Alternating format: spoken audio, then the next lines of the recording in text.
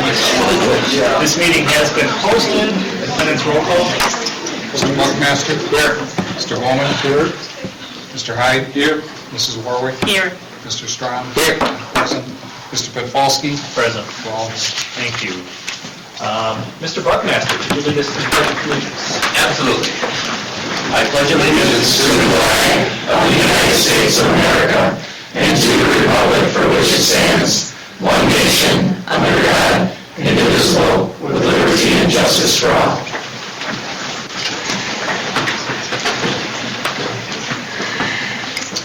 Approval of the agenda. Can I get a motion for the agenda as presented? second. All those in favor of the agenda as proposed, say aye. Aye. Opposed? Agenda's unanimously approved. Consent agenda. Can I get a motion for consent agenda? So moved. Second. Any questions or needs separate consideration for any items on consent agenda? I have a question. All right. Is there supposed to be something in D, as in David, Like an attachment. like an attachment or something? All there is numbers, and I don't know what they mean. That's why we put consent. There is. Did it not get to you? Pardon? Did it not get to you? The detail? Oh, those go out through via email, I'm sorry. Those are the check registers that Carol sends out to you via email. Oh, okay. Sorry. All right. Do you need to look at them before we? No? That's the check register for Fund 10 and Fund 43? Correct. Okay, yes, those do go out email, but, Okay. yeah, I was a little confused when I was looking at this. All it has is numbers. We can put them in both. We can do both If you could. from this point forward. Sure, absolutely. Any other questions on consent agenda? I just have a comment. Sure. In employment matters, I noticed, and I noticed one, perhaps there's more, of our former students who are coming back to Muskego to teach. And I think that's pretty cool. And I think that says a lot. I think that speaks volumes not only for what we're doing here, and not only the administration and the schools, but it also speaks volumes about our community and what's going on here, that our former graduates want to come back here and teach and be a part of what's going on. I think that's pretty cool. I agree. Hopefully it's not that they feel like they fixed something that they saw. I'm sure it's the former, or the latter. All right. All those in favor of consent agenda say aye. Aye. Opposed? Passes unanimously. Student representation. Ms. Lucas, is this your last time? I know, you're right. Make it good. Yeah. Finish strong. Okay, it's pretty short and sweet today. So, first of all, Special Olympics happened, not this past Saturday, but the Saturday before. I was out there, it was really fun to watch all the Olympians, and they're all so smiling and so sweet. They just come up and gave me hugs, just random people. I loved it so much, it was awesome. And then a congratulations is in order to the Muskego Girls Varsity Soccer Team for taking first place in the Al Gusho Soccer Tour. And then a new tradition is starting this year called Represent You Day for seniors, and that's going to take place on June 6th. So it's a day where seniors can wear the t-shirt of whatever college or post-graduation plans they have. So it's a fun tradition that's going to be coming up this year and then continuing in years after that. And then lastly, I just want to say thank you so much to all you guys for letting me come up and give my dorky reports Monday after Monday. And your work is so inspiring, and I just want you to know that it doesn't go unnoticed. So thank you so much for all that you do, not only for my school, but for my community. I appreciate you all so very much. And to show you that, I made some cookies. They're in that to-go box, so if you want to grab some on your way out, that'd be really nice. So thank you guys so much again for everything. Thank you. Thank you. Thank you very much. And we've enjoyed your smile every Monday. Oh, I enjoyed your smile.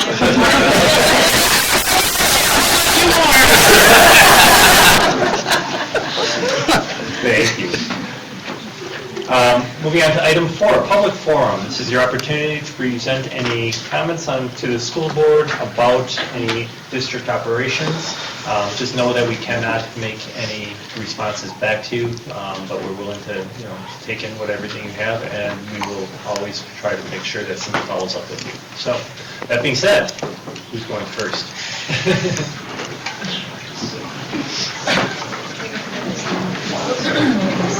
Please state your name and your address for the record. I'm Justin Tarek, 26160 South Lake Road, Wisconsin. Thank you.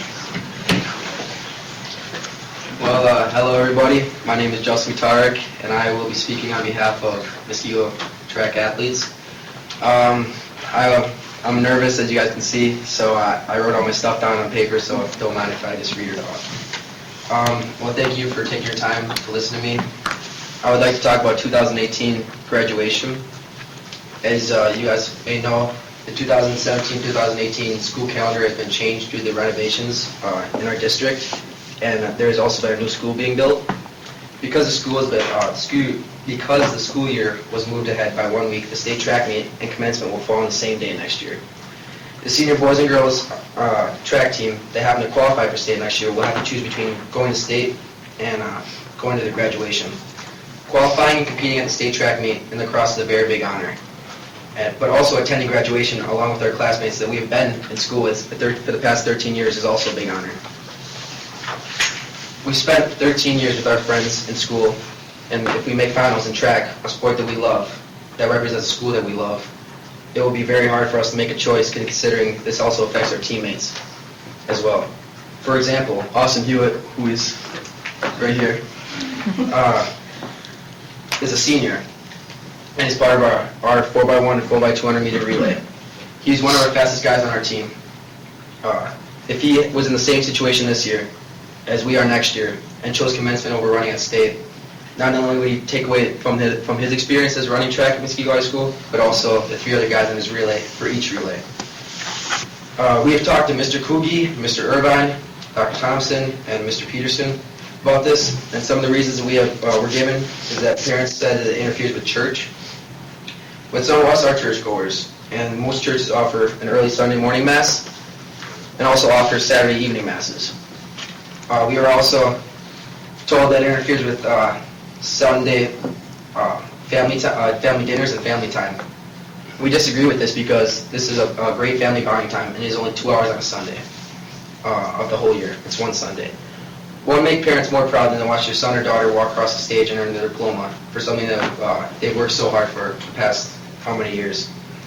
Also, some of these reasons may have been for the graduation date always falling on Father's Day, which it did for many years. This is not the case next year, though. We aren't asking for a week. We're asking for 24 hours, one day. This will allow all seniors that qualify for state and make it to finals next year, which require countless hours of work and practice on the part of both the athletes and the coaches, to be able to attend both the state track meet and our graduation day. Please don't make us choose between both of these once-in-a-lifetime opportunities. This would be the last sport experience that we would have, that we have worked so hard for, along with the last time that we have been, would be the last time that we at school with our friends, which we could see for the very last time. Please change graduation for the class of 2018 from Saturday, June 2nd to Sunday, June 3rd. We're asking for a 24-hour change. Graduation at Muskego High School has been on Sundays for years. Since the school calendar has changed for this 1 year, please change the graduation date just for this 1 year by just one day. Thank you. Thank you. Thank you.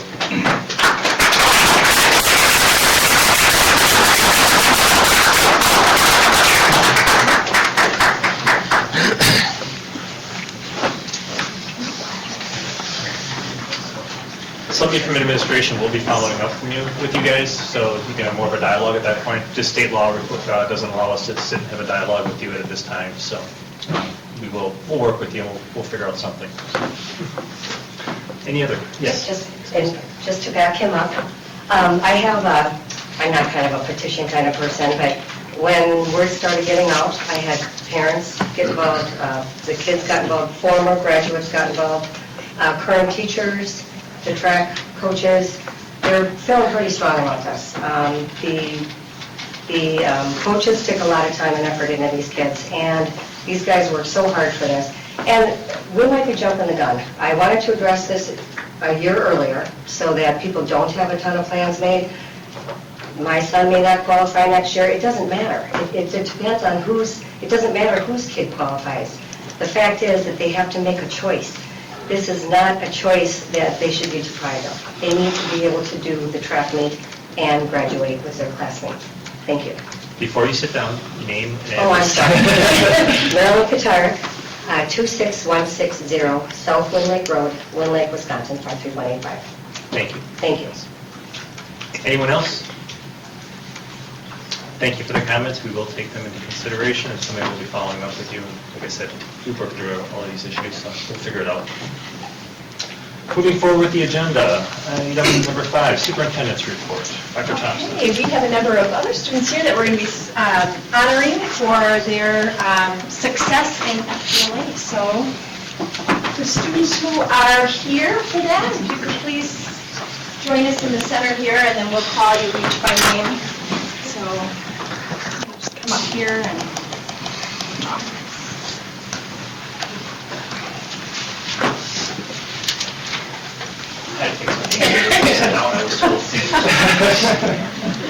Okay, so I know we probably have a number of certificates for people who aren't here, so we'll just give them to one of your advisors. And what I will do is I'll read, it's a certificate of appreciation from the board, and it's signed by the officers. I'll read the first one, in this case, it's Mia's, and we'll read hers, and after that, we'll just read off the names instead of reading the same thing for all. So, certificate of appreciation, the school board of the Muskego Norway School District hereby commends Mia Pham for participating in the April 2017 Future Business Leaders of America State Leadership Conference and for earning advancement to national competition for her presentation of the topic advertising. Through this achievement, Mia has demonstrated exceptional leadership and the ability to pursue a promising career in business. She has brought honor not only to herself and her family, but to the Muskego Norway schools and community as well. The Muskego Norway School Board wishes Mia success in her future educational and career endeavors, and is dated and signed by the officers. Congratulations.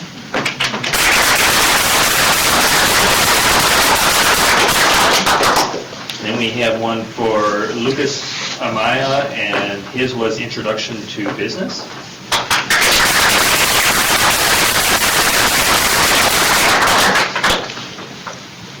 Adam Kirzak, and Adam's was for Introduction to Business as well.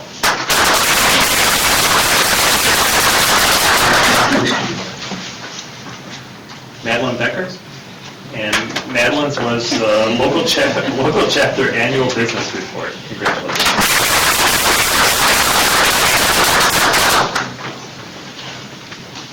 Dalton Dog.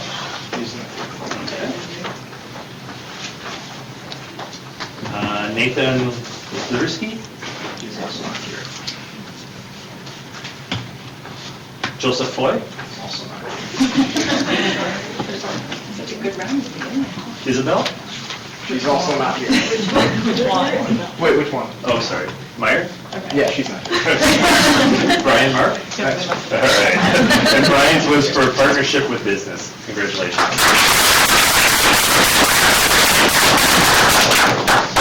Lily Cook? She's also not here.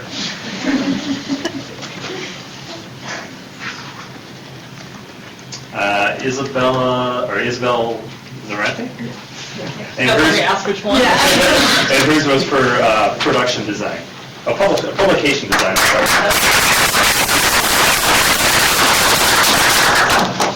Alyssa Warden? Nope.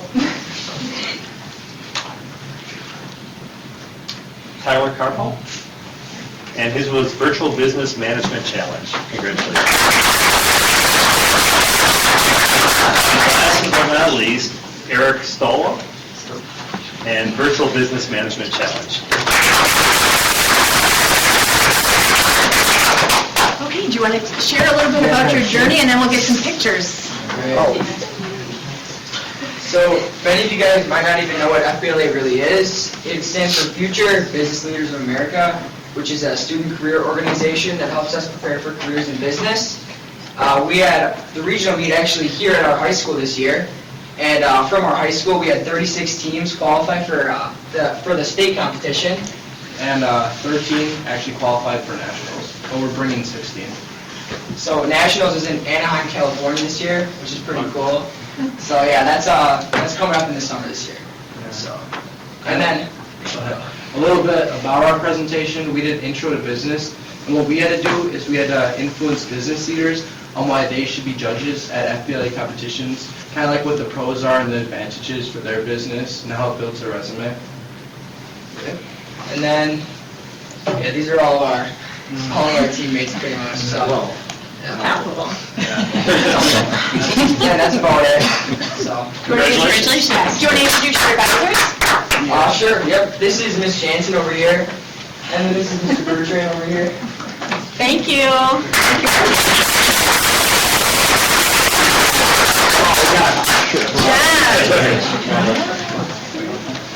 Advisors, we do need you up here as well. Let me get 2 rows. Is that okay? I'm sure it's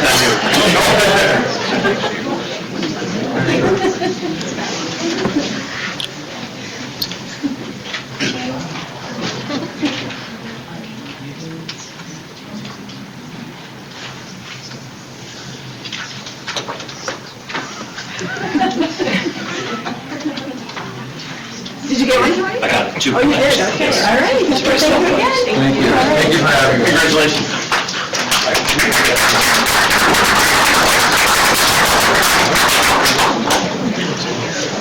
Yes.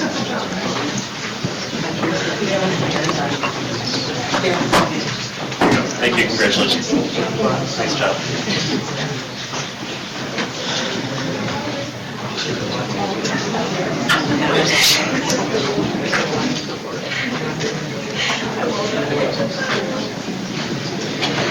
Okay, the next item on the superintendent's report is an update from both Christy and John on the K-12 Literacy and Social Studies Review and where we're headed with recommendations. Okay, so we attached a document for you this evening, and it outlines the process that we went throughout this past year. And the first 2 pages are charts that you have seen before, but we want to put them in once again just to remind you of the scope of participation in the work throughout the year. We had representatives on both the Literacy Review Committee and the Social Studies Committee, representing all grade levels, all buildings, and that wide range of voice in the process is really important to us as we do the work. And it did include teachers, coaches, along with administrators. On page 3, you'll just see again the Plan, Do, Study, Act process that we use to guide our work through the curriculum review each year. And so, as you're well aware, we updated you in, I think it was late January or maybe beginning of February, as to where we were at that point in the year with the work of the plan phase for these 2 curricular areas. So again, when we're in that plan phase, it's a full review where we're looking to just review our current state, analyze any gaps, and then make suggested recommendations. And that's really where we are tonight, is we want to share with you the results of that work over the course of the year and the recommendations we have for next steps in these 2 curricular areas. If you look on page 4, we have 2 vision statements noted up there at the top of the page. And with each committee, it was important that once we did our research and learned more current research around what best practice tells us we should be doing, and took a look at our current state, we developed these vision statements to help guide the recommendations and to help really provide that guidepost towards where we are headed with our work. And so both are centered around providing authentic and rigorous learning experiences for students. But if you look at number 1, the literacy statement, its rigorous and authentic learning experiences will provide M&S students will become lifelong readers, writers, communicators, and critical thinkers. And that is very explicit and implicit in that that crosses all content areas, because we know that our students are engaged with literacy across all areas. So you'll hear that in our recommendations. And then in social studies, number 2, through authentic, relevant, and premier educational experiences, Muskego Norway students will build critical thinking, problem solving, and participatory skills to become engaged citizens who are culturally and globally aware.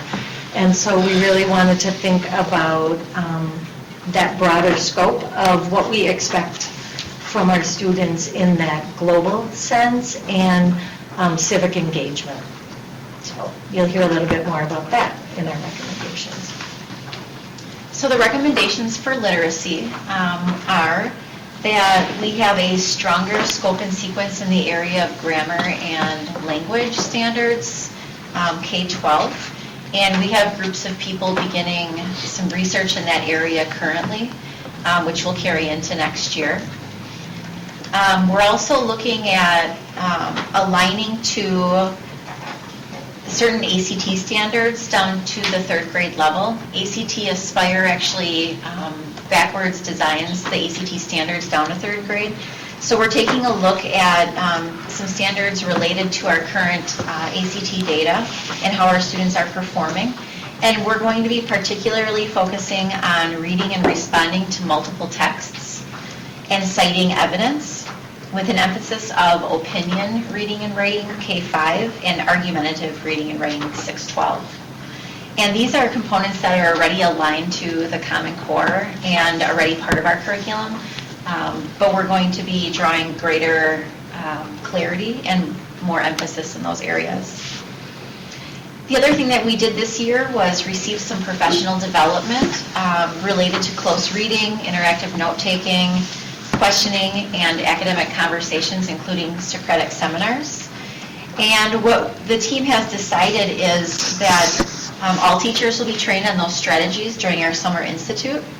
And members of our social studies and our literacy review team will be meeting yet this spring to lay out what a scope and sequence for each one of those 4 strategies would look like, because a Socratic seminar would look very different at an elementary level than it would at high school.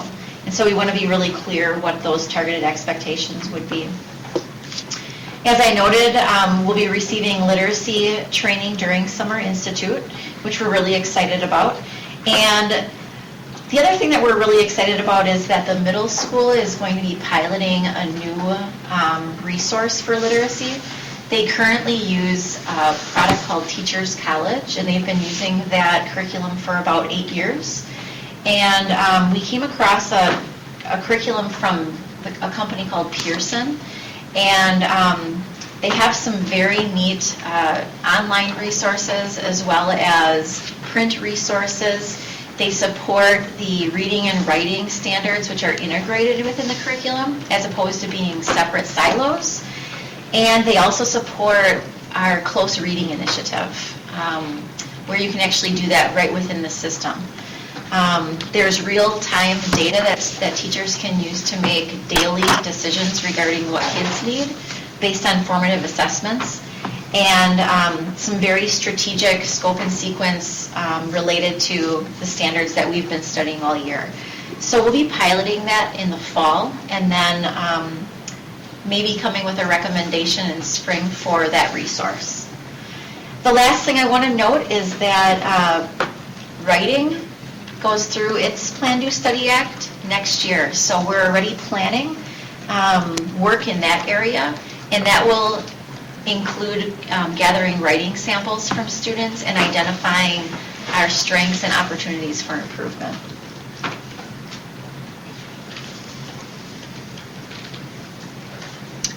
Okay. Then the second set of recommendations are in the area of social studies, and this spring we're looking at some additional resources in grades 4 through 12 to support the curriculum. In grades kindergarten through 3rd, we're looking at possibly making some revisions. Right now, our units of study in social studies were developed in-house with an outside expert from UWM, and they focused largely on thinking like a historian, and that was a theme that runs through our entire curriculum, which is an incredibly important understanding, and we're looking to add to that and broaden out into some of the other areas more specifically. We have geography in the units of study, but that might be an area to grow, for example. So next year, those resources that have been identified will be piloted. Again, we're not looking at making that decision until June 1st. And then we'll bring those resources forward next fall. And depending on how that goes, there may be a recommendation that comes back to you for purchasing in that area. And then additionally, you heard us talk in the vision about becoming more civic-minded and globally aware. And we took a look at something called the C3 framework, which is the College Career and Civic Engagement Framework.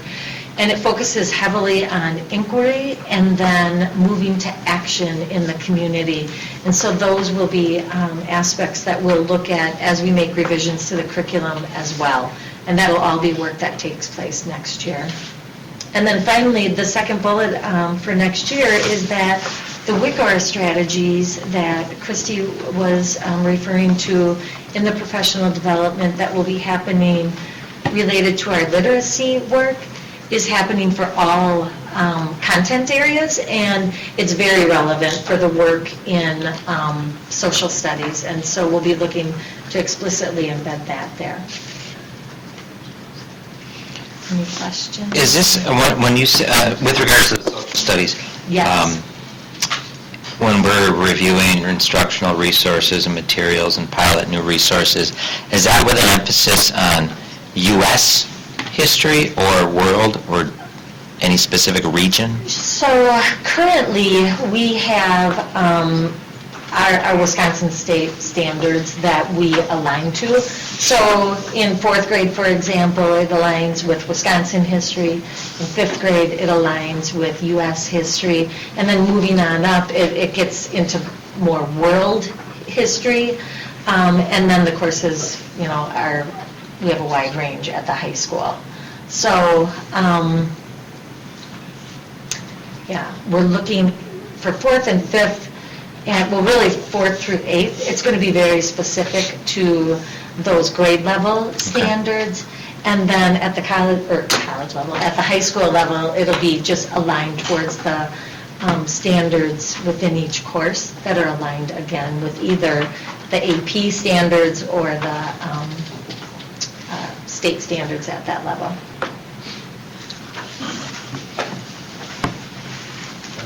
Can you go more into the C3 framework, what that would all entail? You're talking about community engagement and involvement. Sure. So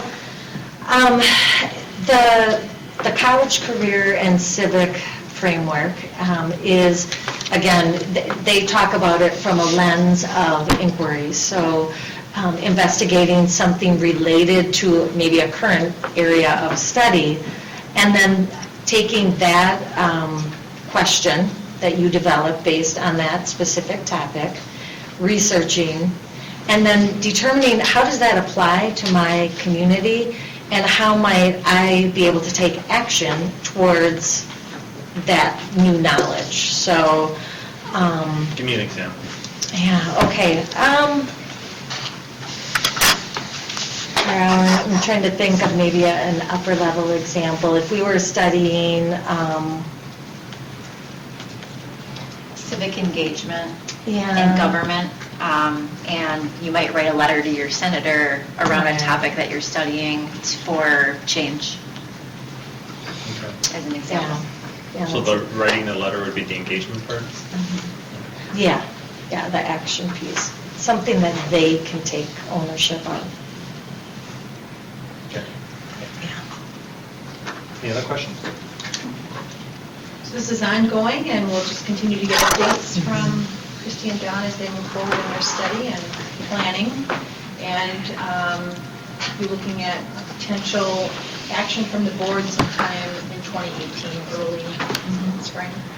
Okay. I did have a quick question, but it may not be completely geared on what you presented, but on the new middle school, so when the learning methods are finalized as far as what we're going to have, like the classroom, Project I, and if they're going to be mimics, grades, this all aligns with whatever learning environment they're in, right? So Yes. regardless of, okay, thank you. And one thing, I know from an elementary standpoint, knowing that buildings will be merging in another year, as they're engaging in some of this professional development next year, that'll be a very strategic time to be able to bring staff together around new learning that can help start bridging those relationships and, establishing those professional learning communities even next year, moving into the following year. Thank you. Anything else? All right, the next item in the superintendent's report is the volunteer program. So about a year and a half ago or so, we were introduced to this senior tax exchange program, STEP program that some districts were doing with senior citizens in their community and bringing them in to do some volunteer work. And as we learn more and understand things better, we just continue to make adjustments. So Julie will give a little bit of an update on where we're at now.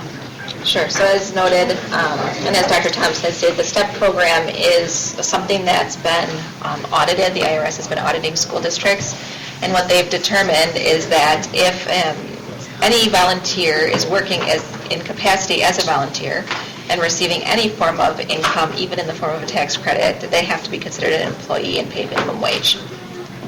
So the STEP program can't really exist. So there's some conflict between the program itself, the intent of it, and what the IRS is actually holding schools to. So because there were 2 districts in Wisconsin that have decided that, or that have been audited and told that they can no longer continue the program, we obviously wanted to bring in the program to create more of a formalized volunteer program. And so we're just going to do it, but in a different capacity. We won't look from the STEP perspective, but still we wanted to work with those community members who still sought interest in being a volunteer and don't necessarily have a connection to the school. So a lot of our elementaries have parents and grandparents that come in and provide volunteer hours through reading and helping in the office and things like that, supervising the playground. But there are other community members out there that still want to participate and share what they have to offer to our students. They're just not sure how to go about doing that. So we're going to, we actually had a meeting with a group of 18 interested community members and brainstormed some really good ideas, both how they could come into the community and support, but also how our students could possibly support them, like teaching them how to use technology and certain things like that. So just an interesting conversation, a lot of interested people. There was about, I think it was a few members, maybe up to 5, who were interested in being on that committee to help look at what a program could look like. And so we will meet at least once before the end of the school year. We've talked to some staff members who would be willing to participate as well.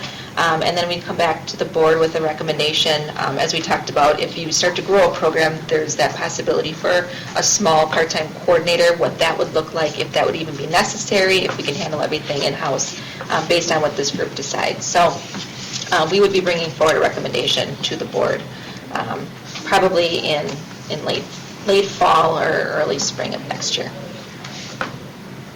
Of all the things the IRS has to audit, they're picking. Seriously, I know. This Yep. has got, ask me complaint written all over it. That's possible. I'm guessing that's what Yeah, it came actually, I from. never thought of it that way. But Didn't we hire somebody to coordinate that program? no, we were at the board actually asked us to hold on hiring and try to gauge interest at first. And so we did send out that community survey. We got about 25 people to respond, and so we knew at that point we'd have to look at how the program would work before we could make a recommendation for hiring a position. So. Any other questions? Okay, the last item is contributions to the profession, and that is all I have for this evening. Thank you. Moving on to other reports. President's report, I have none tonight. Board member reports. Any board member reports? Just wanted to mention that I toured the Project Lead the Way presentations in the library, and once again, they were, first of all, the robot was there, so that was cool. I got to see it again, but just some really interesting presentations. One thing I did not know is at the beginning of the senior class, when there's, because it's a year-long project for the seniors, local businesses are invited to come in with issues or anything that they would actually like students to take on. So Inpro came in, and they have residual dust that forms as a result of their process. So these two students looked at what the dust could be used for, and they used it to incorporate into a latex paint that's fire retardant. It was amazing. I mean, right from just in a year's time, what they were able to come up with. And anyway, they were just fabulous presentations, very well done, really good turnout, very interesting questions. The kids were well-versed in what they had done and why and the process in answering questions. It was wonderful. I really enjoyed going to those. So kudos to the department. Really nicely done. Thanks for representing the board. Sure. Any other board member reports? Moving on to resolution action item 7A, Chromebook lease. Motion to approve lease with Key Government Finance with a 2.68% interest rate and a total interest cost of $15,964 over a 3-year term. So moved. Could I get a second? I'll second it. Discussion. Hello, everyone. Me again. Last time we discussed this, we kind of mentioned the idea of, again, moving to the board as we've done in the past with an overall amount, which is what we presented last time. This time we had mentioned we'll be coming back to the board with a recommended leasing company to go through with that leasing process. As you can see from our notes, it did kind of come down to interest rate, although it is of value to know the companies we're working with. And certainly there's a little more numeration behind the scenes, but truly in that case it did become the lesser of the three for Key Government Finance, which we have done business with them in the past as well. So the calculation there is the $15,964, which is the dollars over the 3-year term for that lease. So What was the interest rate on our last rate, do you know, our last term? it was lower, and again, it could have been incentivized because we had leased through an organization that could offset the cost of that interest rate slightly. I think we were closer to 1% on that lease. So. Any other questions for Tony? Aaron? Dr. Tony, but for Julie. I think we talked about this in the past. The reason we don't act as our own leasing agent is because why don't we financing this ourselves? You mean through our fund balance? Yeah, through our fund balance. So we've looked at that in the past. I think at this point right now, just given where we are in our cycle, we see that we will be doing that in about a year or two, but it took us a while to get to the point where we could actually fund it operationally. And then using fund balance, it's just, we're going to be using so much fund balance in the near future that it's... So we either borrow it now under a rate that we can control, or we have to borrow against a future short-term borrowing interest rate. Is that what you're saying? Correct. Okay. Correct, yeah. Yeah, if we move forward with a lot of the fund balance that the board's looking to use it for the other projects, this would bump us further into, just going toward that short-term borrow option. Isn't there also an issue if we were to, so right now we're taking that lump sum, spreading it over, how many years was this lease? This one's 3. 3 years. So we're using 1/3 of the money out of operating. If we were to do the whole thing, even under fund balance, would we get hit with tertiary aid a lot worse? We would too, yeah, that would also be... That's a big hit. That's a good point, Rick. Which Yep. we need to, we're considering that when we're going to self-fund that and the effects of that. Well, when we're able to self-fund the lease themselves, that's actually in our general operations budget, so there is no impact because we're not spending above and beyond the budget. We're actually going to be able to finance or pay for the cost of those annual purchases for technology. with all of the retiring leases that we'll have, we will able to fund out of technology budget the total cost on an annual basis of the technology. So it won't be using fund balance in the future. It'll be using our general operations. So as long as we stay within budget, it won't impact tertiary. Okay.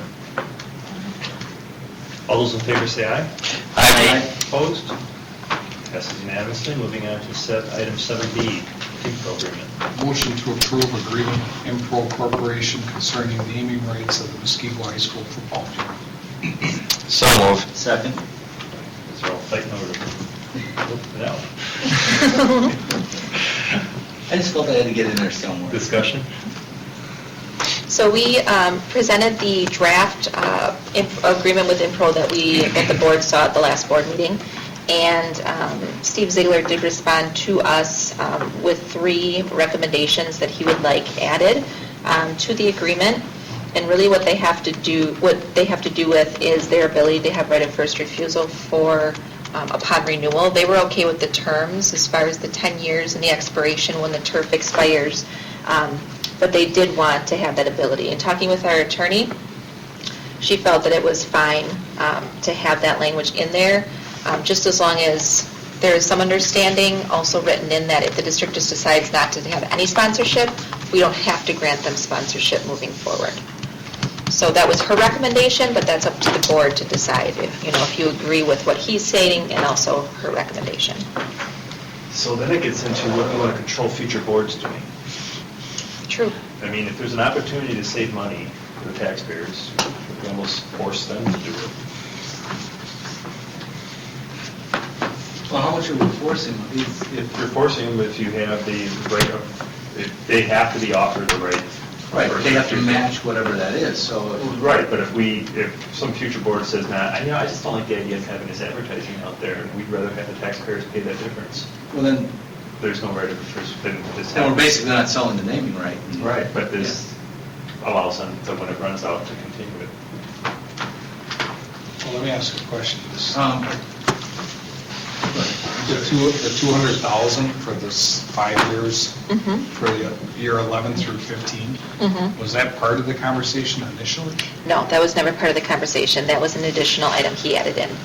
Because and I noticed on the other 2, there is no dollar amount for first refusal. Correct.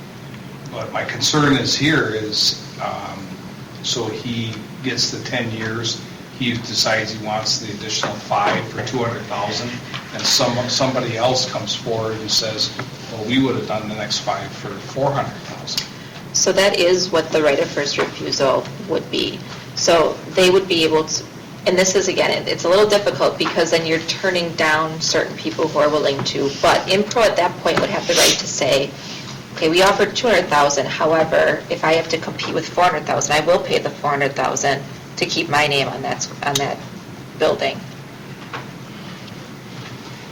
And then you have to go back to the person who offered more and say, well, we have to accept Impro's donation.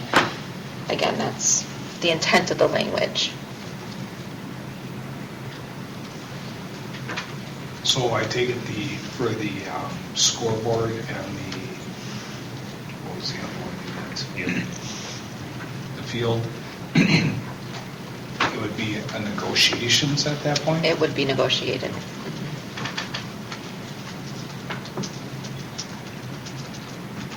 Yeah, because we just don't know. It's hard to put a cost on what that could be. Right. In the future, depending on, how the scoreboard looks and. Well, in the market. Absolutely, yeah. Question, but I want to make sure you finish your thoughts. Okay. So, we pay the cost of putting the sign up at the entryway. We pay the cost of the artwork. We pay the cost of putting the artwork on the field. Or does the sponsor do that? We would do it through our process, and in turn are getting reimbursed for it through the donation of $600,000 over a 5-year period. But we still have to have somebody physically put the sign up at the entryway to the stadium. Correct. We're paying that. Correct. Oh, we're paying it. We're paying it. We're paying it from the money they're giving us. Right. Yes. Do we have an idea what sewing the name into the carpet costs? I do. Yes. I do have this answer, but I have to look it up. It's more expensive than you would think. Do you remember? 20,000. For the, so it's 20,000 for the sewing the name onto the carpet? Yes. And the other costs? The negligible, they do this type of stuff, you're not talking that, it's not. What is the sign that, I saw it in here somewhere, the signage at the entryway to the stadium? What, is that when they pull in off of the road, or is that? Yes. There's going to be that signage, and then also with the concession building that's being built, that main middle building will have signage on there as well. So the $600,000 is a combination of all these things. Yes, it is. So truly, probably important to the football clubs is only about 450 of that is going towards the football field. Correct. So they're not halfway there. Correct. They're about a third of the way there. Correct.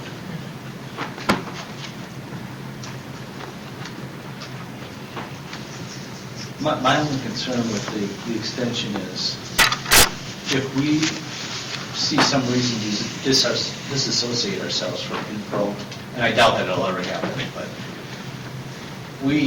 they can exercise the option of a right of first refusal, or we can turn it down and not have any naming on there, which would, it's basically would be an all or nothing. Like I said, I don't expect that to happen, but we're pretty much, I don't want to say stuck with Inpro if they want for the next 20 years. Because it said after 15 years, it would be a right of first refusal, but how long does that right extend? So that's why the attorney had come back and said if that language goes in, there has to be the understanding that if the district wants to just end sponsorship at that point, they have the right to do so. Okay. So it's not like another offer came in and Impro has the opportunity to come back and say, we want to either match it or choose not to, but that the district still has the option to end the agreement completely and just be done with it. But then there wouldn't be any sponsorship, Correct. which is the only real issue with that. But how long is that right? It said after 15 years, they would have the right of first refusal. How long does that right extend out to?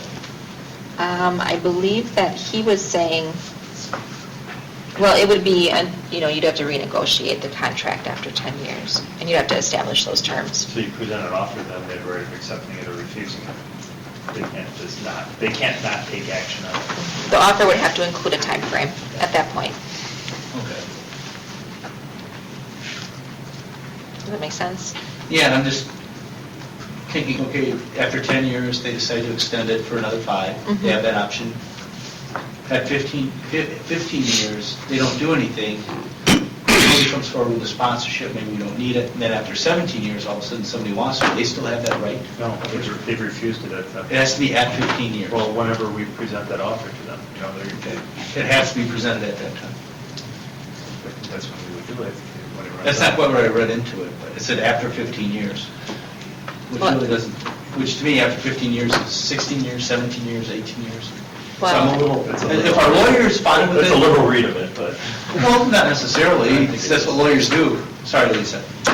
No, but after 15 years, the district would likely need to do something.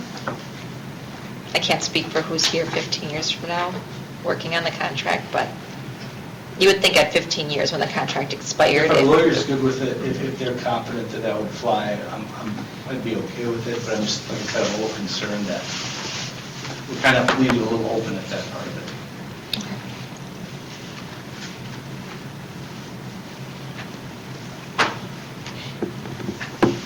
So what do you need for direction?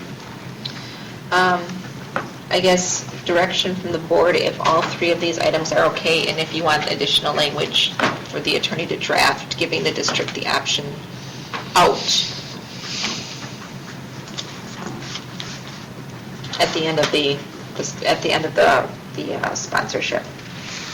At the end of the 10 years, I'm sorry. So what's the board think? I'll start with the language that he added, I'm fine with. Does anyone else? else have any concerns with the actual language, not leaving that part the attorney wants to add separately right now? Does anyone have any issues with the suggested wording that Mr. Ziegler presented to us with the rights of first refusal? I'm going to take silence as if no one has an issue with it. I already stated my issues, but I just want to make sure we get it close. Now, moving on to the next item of what the attorney wants to add as far as the language of if the district, does anyone have any strong feelings either way in that? So what does the attorney want to add? She just wants clarification that at the time where the term is up, that if the district chooses not to want to continue sponsorship with InPro, we have the right to. With anyone? Or With is it any, just with anyone at that point. We have the right to say, we're done with the sponsorship, we're going to move in a different direction. So that could come at the 10-year point where he's ready to deliver $200,000 for the next 5 years. We could say, you know what, appreciate it, but we're done. But we can't go to anyone else then either. That's just not right. Yeah, I think we should probably have that in there. Just flexibility for the district, not that you'd want to search for anyone else, but that you have an out just in case. You never want to lock yourself in. I agree. I'll ask the question again, though, how long would that be for? If at 10 years we say no sponsorship, how long before we can seek another sponsorship? I can verify with the attorney, but my thought is if you say at the end of this year, we're not seeking sponsorship, it would last for a year and you could probably go back out. After a year? I can verify that with the attorney. I just have one other question then. Are we free to, this gets a little tricky, I understand, but he's willing to do $200,000 for 5 years. If somebody else comes along for $400,000, he has the right to first refusal, right? Correct. Do we have the freedom to solicit at that time to see if anybody would do more? At the end of the 200,000 or prior to the 200,000? Right. We're not prohibited from soliciting. That is correct. That's in the original agreement. Okay, so that's all it is. I can verify that with the attorney that there's language in there that states that. Okay. Any other comments, concerns? So it looks like add the opt-out. Okay. And the language is fine. So with those additions to the agreement, everyone in favor, say aye. Aye. Aye. Opposed?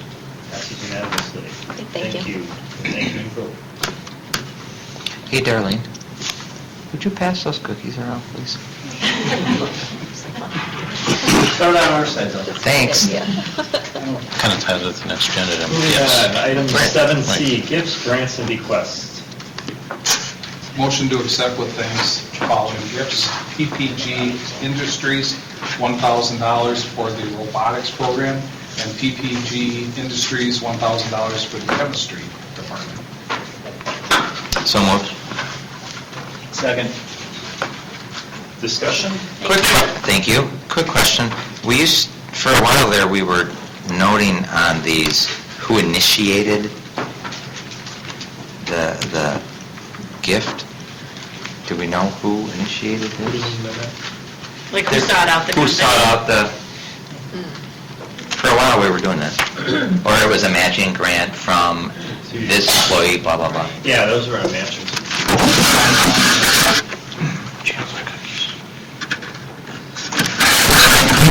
Donate well. I don't know what that means. Right. That's who it came through. So you're talking about like the person? Are these typically like a teacher initiated? Well, this could be the robotics and. Well, Jeff is listed on the CC, so I assume he's part of it to seek out that grant. And we just might have a student who's also in chemistry and, you know, we don't know all of the details sometimes. When we do, we add it. All those in favor say aye. Aye. Opposed? This is unanimous. Moving on to discussion items, 8A, 2016-17 budget. placeholder or anything? Placeholder. All right, any questions on the budget? Hearing none, moving on to 8B, naming of schools. Mr. Peterson, is this your baby? This is, I'm going to speak in stereo, 2 microphones here. So if you recall back on May 1st, I shared with you a presentation that really outlined the process that the school naming committees went through. Also, how we were able to ascertain some additional information from the community, and that was through the survey process. Since sharing that information with the board and realizing kind of the time frame that was discussed at the last meeting on May 1st, wanted to seek some additional clarification from the naming committees, from really that narrow list that was presented that had either 3 or 4 school names, to really identifying what is it that the naming committee was recommending as the first choice. Just again for clarification and for conversation purposes tonight.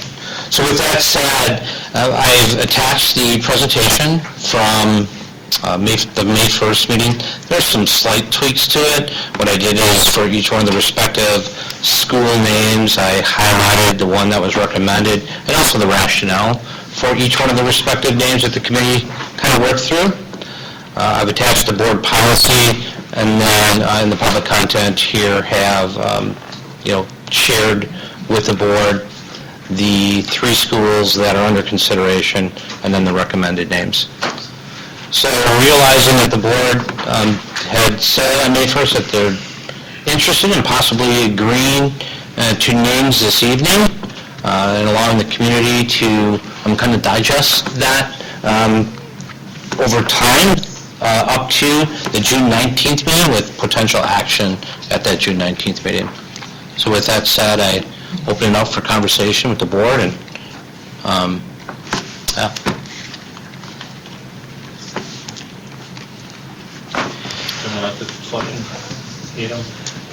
I'm fine with, this, well, looking at your slide, 1, 2, 3, page 4. What's to start with?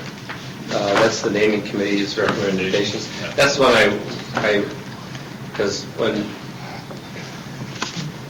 as Jeff had said, this is really what the naming committees went through, followed the board process. That's what they came up determining. And I agree with this. I think this follows our guidelines to the letter. And I'm comfortable with what is being recommended. I want to focus on the new middle school. I'm fine with the name, but just so I have a little bit better understanding, the Durham Hill, I'm not familiar with what's the significance behind that name or that region. Where is that region of the city? I'm not familiar with it. Nurseries? I know where Durham Hill off of 36 Right there. is. From there, kind of that whole region area is the Durham Hill area. Like that. Is there some a settlement that? Where did?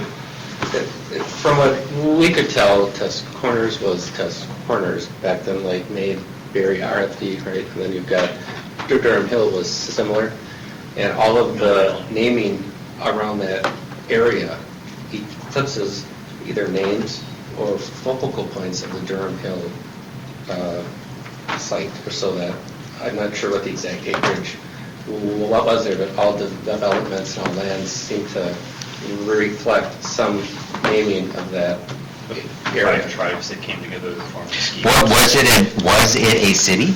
No, it was more of an agricultural community. Like a little settlement. But it goes back to way back. I think Mr. Peterson has something to add in here. It actually does go way back to some of the initial settlers in that particular area. Durham is actually a kind of a cattle that was brought to the area. So with the cattle that were being raised in that area, it was named Durham Hill. Interestingly enough. What time frame are we looking at? Back back in the 1800s. 1800s, yep. 1843. What, Muskego was made up pretty much of like 5 settlements, each kind of dominated by a certain ethnicity, like Norwegians, I think, were more primarily around the Muskego area. Mill Valley was something different. Do you know what Durham Hill was? Was that the English settlement? That I do not know. It was German. Was it the German The settlement? whole property, that whole area was owned by my relatives. So I gotta make a plea for the Schweitzer School. Nice try. That's good work. That's good effort. You tried. The more, I did my job. I don't like that one. Grammar's not gonna kill me now. The more, I guess Durham Hill, the more I think about it, I've been thinking about it since we met last, it's growing on me from the historical aspect of things. There's, at first, you think of Durham Hill, there's a car lot down there, I think, that is Durham, and then there's a bar there that's in Durham. So I think that's kind of some negative connotations, but when you learn about the significance of it, the geographic, or the region, or the community that settled there, there's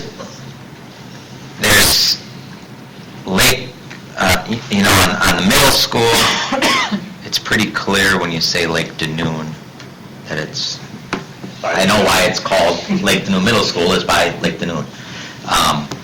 When I say, and then conversely, if you were to say Durham Hill Middle School, well, okay, I know why it's called, I might have to ask why it's called Durham Hill Middle School, but at least there's a reason why it's called Durham Hill Middle School. Muskego Lakes Middle School seems a little more vanilla, I guess.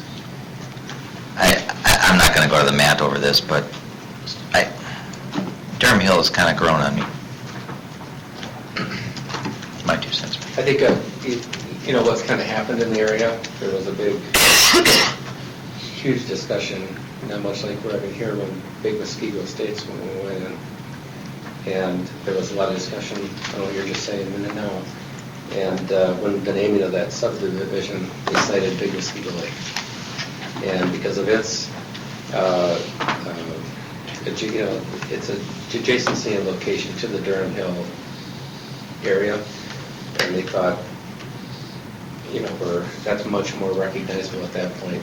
But, that was brought up back then too, that should be Durham Hill Estates. And Planning Commission was back and forth to finally develop their statement. That, and he cited all these reasons too. Yeah. And as far as proximity, if you look at a map, it's proximity to Big Muskego or Muskego Lake is not a whole lot farther than Lake Danoon is to Lake Danoon. If you look at an overhead map, you're talking 8-mile difference. And talking to people on that naming committee, it seemed that was a lot on their mind. What was a lot on their mind? Was the lake. And so it might not have been the road, but it was trying to find some common point, right, some landmark, and then use that same for board guidelines for this school. And honestly, I was Durham Hill when I saw it. That was my first thing. I never thought of this though, Muskego Lakes, until I saw it. And then the more I started thinking about it, Big Muskego Lake, it grew on me. And so I guess it makes sense. They both are good, yeah. I'm just the opposite. At first I thought, Muskego Lakes is fine, but then Durham Hill now is starting to grow on me. So that follows too, right? So I'll make another plea for the Clarence Schweitzer School. Once again, I think we had talked last time about setting this out there, that these are the names we're strongly considering, and see if we get any feedback. And I'm still fine with that plan. The one downside is I wish we would have had this one meeting sooner, because it would be nice to have a name when we have our groundbreaking. Like a week late. Yeah. If you want, we can bring it forward. No, that's not the process. We don't know. I mean, I think it's good to have it out there. No, I do too. I think there are ways that the need to have a yeah. But, I mean, having just come back, I actually pulled, having just come back from that Bay Lane trip, I was just talking to people, and, it's pretty, everyone's seen this, and it's gotten out. And I was pleasantly surprised that this is quite the accepted, well, they seem to think it's this logical flow. And so I was like, well, that was... The confusing part is you were naming it Durham Middle School, or Durham Hill Middle School, it's not on Durham Drive. I know we have a history of naming schools after streets are not on, but it's supposed to be Durham, then it is today, But I'll kind of transition since Chris brought up the Bay Lane trip. Country Meadows Bay Lane School, was the committee pretty solid that it wanted to kind of keep the lake theme? Is that why they selected the Bay Lane, even though there was a slight edge for the Country Meadows? Are we talking about the elementary? Yeah. Yeah, The Bay Lane building, for Bay Lane Country Meadows building.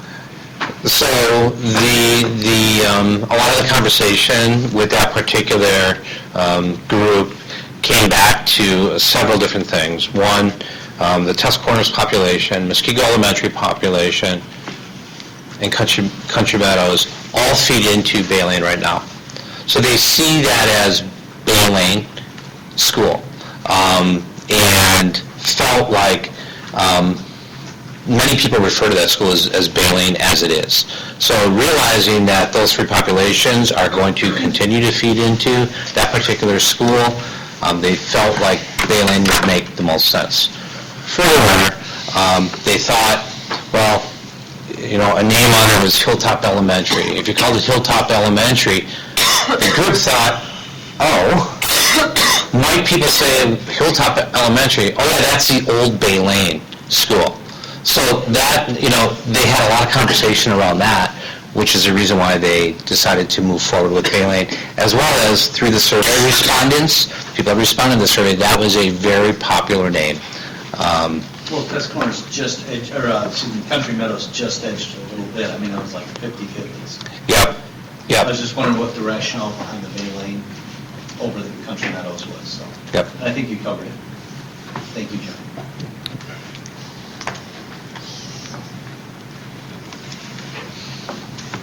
Lisa and Bob, you two are the only ones that haven't weighed in. I don't have a strong opinion one way or another. You're against the Clarence Shores. Yeah, let's not name them anything. No. That's a new one. That school over there. School over there. Right. No, I think maybe the possibilities of the new school are a little, like Dean said, it's a little bit more intriguing, I guess, between the choices. The other ones, I feel, go with the policy, right? Mill Valley, why do you change, unless there's a good reason, no, right? And Bay Lane Elementary, from Jeff's explanation, seems to make sense, and it's recognizable. Really, so to me, the only question is, what do you name the new school? And I don't have a strong feeling. You're okay with the Clarence Shores, right? I'm saying no to that. So what would this look like if we say, hey, this is our intent, feedback? I suppose if some feedback comes back on the middle school, we would just entertain it. If not, we would just move forward with action at the next board meeting? Yes. Okay. So this presentation was shared with parents. I received, that through the Parent IC message on Friday. Thank you, Jeff, for following up on this. Yes, thank you, Appreciate it. Jeff. Thanks. So, just to clarify, it looks like bring these three names back for action for the next meeting. We'll move forward. Thank you. Thank you. So do you feel, just to follow up, there needs to be any other direct information sent to parents again, or? Why don't we send a press release to the Now, letting them know that the board is going to be taking action on these three names for the next meeting. And they may or may not pick that up at next week. Right, yeah. Okay. Can we send press, do we send it straight to Jane, or does it go to Legacy? It's the Muskego week next week. We might be looking for something. All right, moving on. Item 8C, 2017-18 insurance renewals. Good news? Slightly. Good news in some capacity, not so good news in other capacity. Again, these aren't final numbers. I did want to bring forward what we did have at this point, because we only have one more board meeting before the end of the year. So I wanted you to see what we did have. Unfortunately, we will see a larger increase than usual in our property insurance. And again, that's a direct result of all of the losses that we've seen over the last couple years. We've had over $480,000 of claims over the last 2 years. So Refresh my memory, there was a roof at the issue at the high school. There was the pipe break underneath. Bay Lane's gym. It's elevator, yeah. Okay. Yeah, it's been. Okay. And we just switched to their company 2 years ago, so. So they have seen no success with us at this point, but. The fact that we're still insured is actually kind of amazing. It is. So, I listed the rates as they've kind of come in. Our broker still negotiates rates as they come in, so these may change slightly. The great news is that our workers' compensation, you'll notice at the bottom of the page, is down significantly, and this is, a direct result of Jeremiah's work with the safety program and bringing awareness to staff and what we need to do. We were just, where were we at? Test Corners, we were talking about, and they're like, yeah, we all walk like penguins. We don't have to worry about slipping and falling, so we had a great renewal. So our mod factor, again, we want to be at 1 to be at the national average. We're down to a 0.74 or 7.5, I believe. So doing really well. That was a huge changeover in 4 years. And again, we'll save about $70,000 as a result of that this year, which is very significant. So we will bring back final numbers, again, with the recommendation for renewal at the next board meeting. I know everything we do here is it's a team effort, but the work that Jeremiah has done on this it deserves mentioning. Not only this, with his engagement with the staff, but everything else he's done for this position, but the safety part that he's worked on over the last 10 years has been noticeable. All right. Any other questions? Thank you, John. Item 8D, the draft of 2017-18 key performance objectives. So this actually marks our 5th and last year of our 5-year plan. So we'll be working through a strategic planning process next year to set us up for the 18 to 23 or whatever that next 5 years is. But so actually in our process, we bring forward data and information to leadership team and then all of our staff members through our Listen and Learn in spring. So we received feedback, and bottom line, for this 5th year of our 5-year plan, there really just needs to be a focus on the same things that we've been focusing on this year, which is to continue with increasing reading achievement.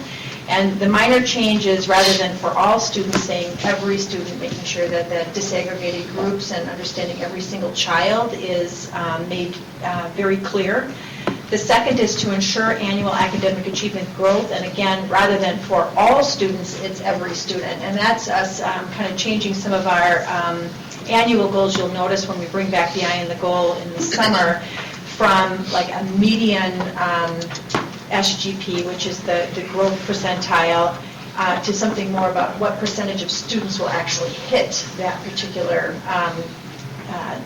growth measure, so that it's about who isn't, rather than just this median of a kind of an average sort of look at students in general.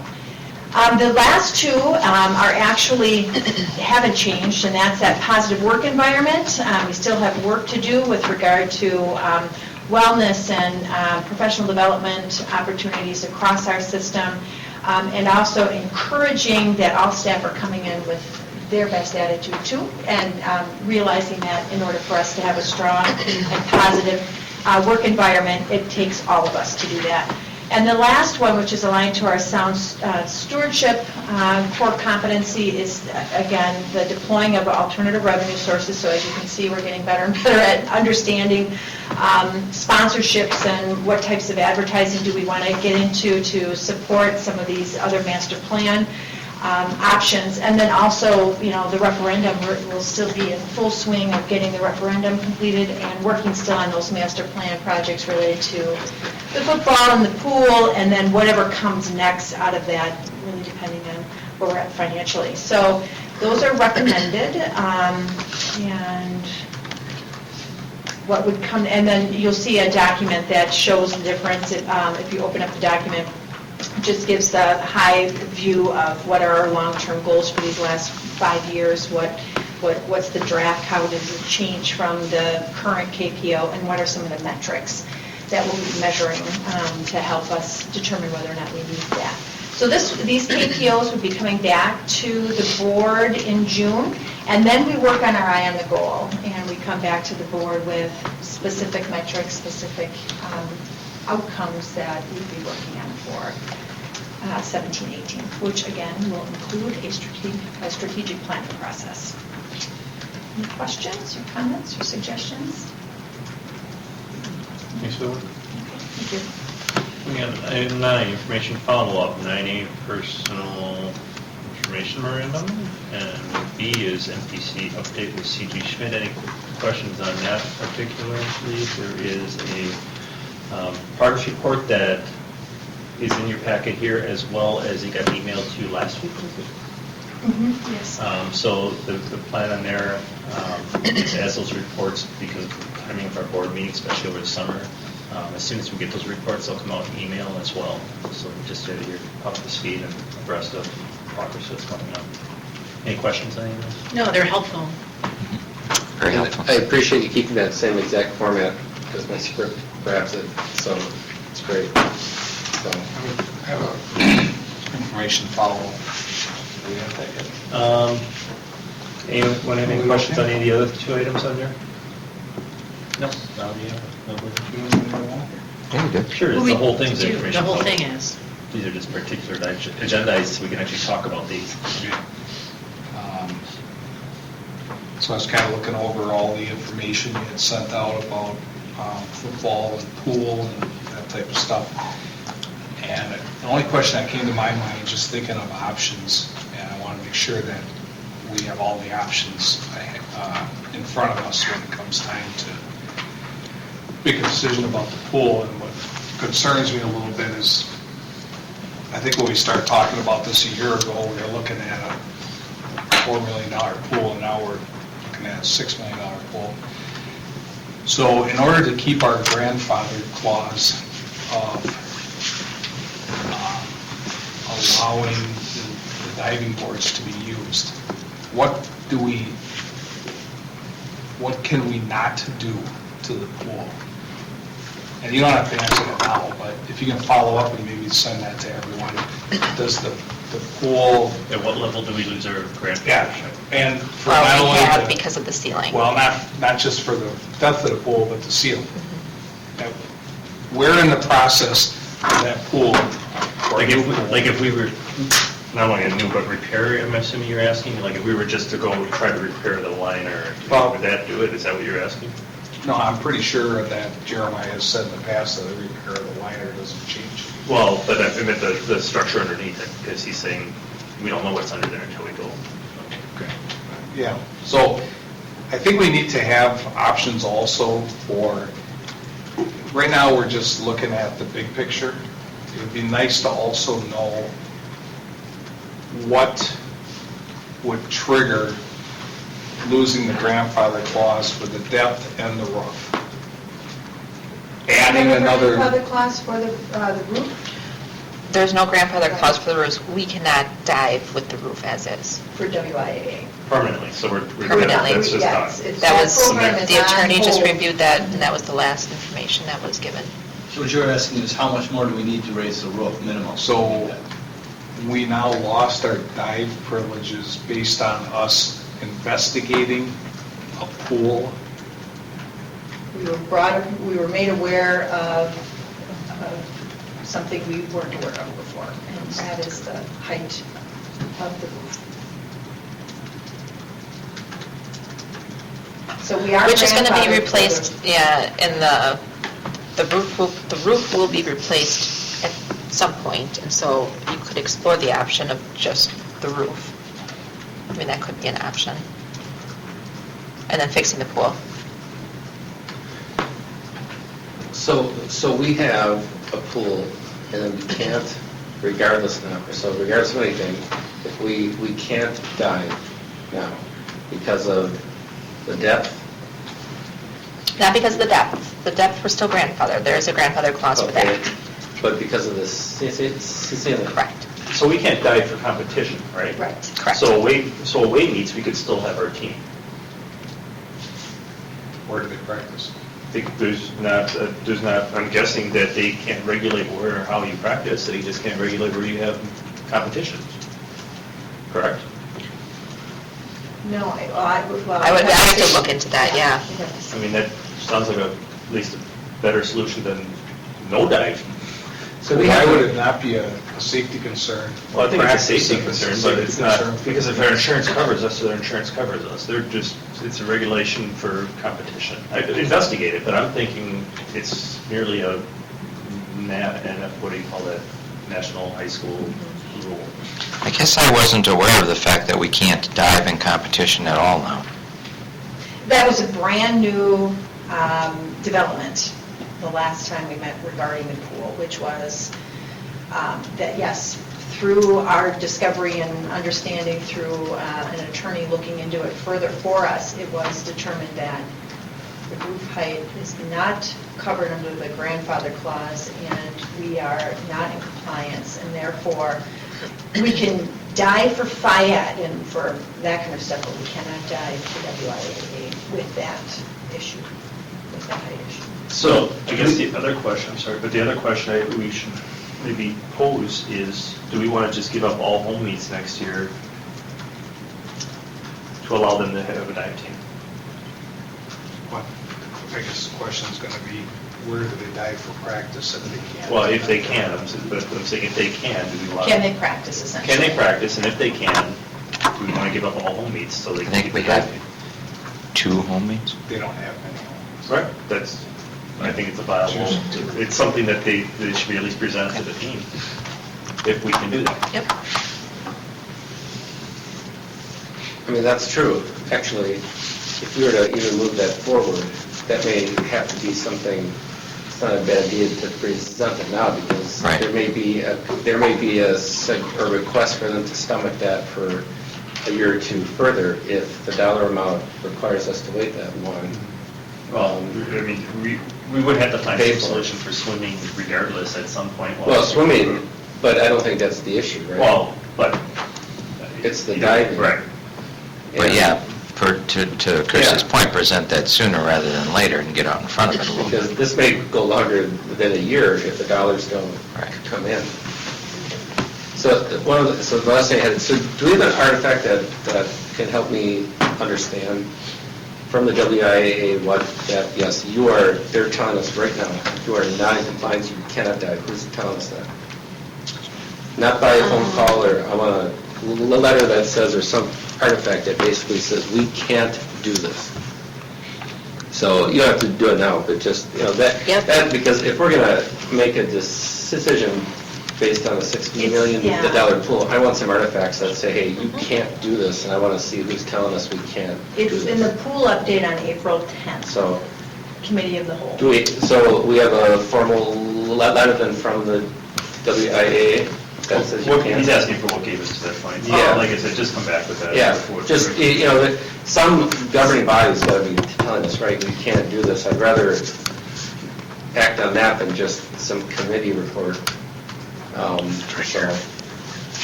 it's the rules, but it's, Yeah, that's good, you have to do it now. I guess I want to know what parameters we're facing, and then what the governing body that's forcing us to do it, so it's clearly spelled out, and then we basically, then when the swim team comes, this is a WIAA, I mean, we're following these parameters, we're trying to get this fixed, build you a new pool, however, it's going to take some time, possibly, so based on the parameters that our own WIAA says, you may have to, there may be some accommodation you need to make over time before your new pool is built. But at least then we can cite these and it's not just coming from us, it's from the WIA, right? That's, I We guess. took the WIA rules and posed them to our attorney Okay. for interpretation of the rules and if we'd be in compliance, and it was their understanding that we are not in compliance. We should have something, and we're ready, I guess, saying that.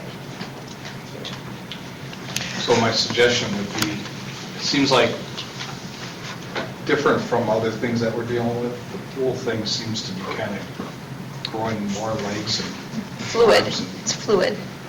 Okay, it's fluid. So I would suggest that at our next board meeting, we put it on as a discussion item, because I think we need to discuss it more before bids start rolling.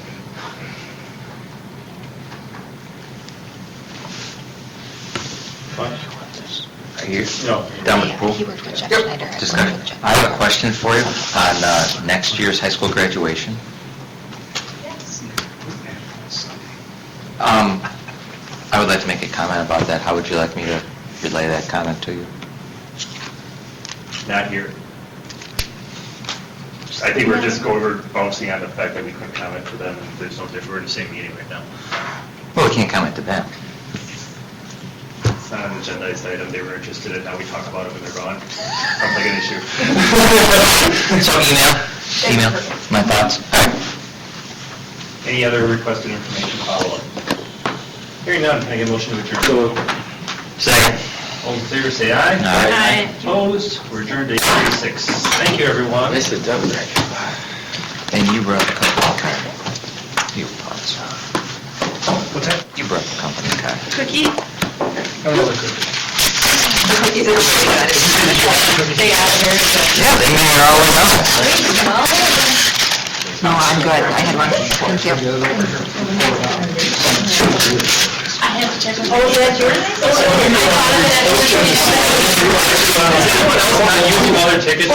I was on 164 the other day, and, yeah. Why we need them? Hold on, that's, Needs one. that's too bad. As much They as said it'll be around for... Yesterday that I texted my neighbor. Oh, God. I'll just give it to you, because I didn't offer it to anybody. I suppose it's Well, you expensive. too, I know, I did text her, Maybe saying I on got track. the tickets. She was rather Bob, excited. you think his? I don't know. Are you using your graduation tickets? I need to check. Hey, Chris? I have two that I, See ya. Bob? Brett? Good night, thank you. Good night. Are you using ticket? You sure? Yeah. Well, let me know if it's an issue. No, well, they won't. They won't know. They won't You know. say you have an extra one?